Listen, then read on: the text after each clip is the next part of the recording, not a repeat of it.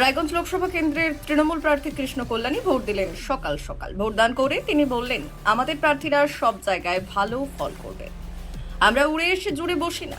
তৃণমূল সারা বছর মাঠে ময়দানে থাকে, মানুষের সঙ্গে থাকে, মানুষের মধ্যে কাজ করে। তাই মানুষ আমাদের পাশে আছে বলে আত্মবিশ্বাসী তৃণমূল প্রার্থী।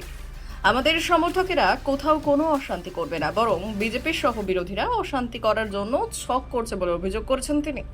তবে 7টি বিধানসভাতে আমাদের দলীয় কর্মী সমর্থকেরা রয়েছেন। সেই সঙ্গে তিনি বিজেপি ও কংগ্রেস প্রার্থীকে তীব্র কটাক্ষ করলেন। বললেন, চাকুলিয়াতে একজনের জামানত জব্দ হয়েছিল, এখন লোকসভার প্রার্থী একটি বিধানসভায় জিততে পারেন না, তিনি নাকি আবার 7টি বিধানসভায় জিতবেন। মানুষ তাকে অনেক আগেই প্রত্যাখ্যান করেছে, এবারও প্রত্যাখ্যান করবে বলে জানিয়েছেন রায়গঞ্জ তৃণমূল প্রার্থী কৃষ্ণ কল্যাণী।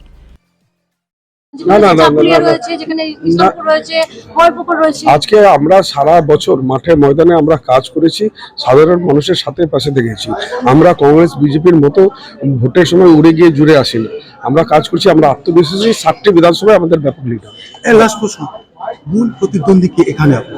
হ্যাঁ, মূল প্রতিদ্বন্দ্বী বলে কেউ নাই। আমি বললাম ফারাকটাই এত বেশি হবে, হ্যাঁ, যে প্রতিদ্বন্দ্বী বলে কেউ থাকবে না। কথায় আছে মর্নিং শোজ দ্য ডে। সকাল থেকে যেভাবে লাইভ করছে না, যার চাকুলিয়ায় জামানত জব্দ হয়ে যায়, হ্যাঁ, সে 7টি বিধানসভায় কি করবে? কিছু করবে, নো ফ্যাক্টর।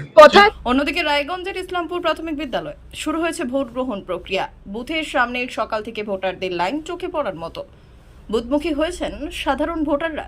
সকালে বড় কোনো অশান্তির খবর নেই। রায়গঞ্জ শহরের বেশ কয়েকটা বুথে ইভিএম খারাপ থাকার খবর পাওয়া গিয়েছে। পরে অবশ্য ইভিএম পরিবর্তন করে ভোট শুরু হয়েছে। সকালে ভোট দিতে না পারায় সাধারণত মানুষের মধ্যে চাপা ক্ষোভ দেখা যায়। ব্যুরো রিপোর্ট, উত্তরের প্রহরী।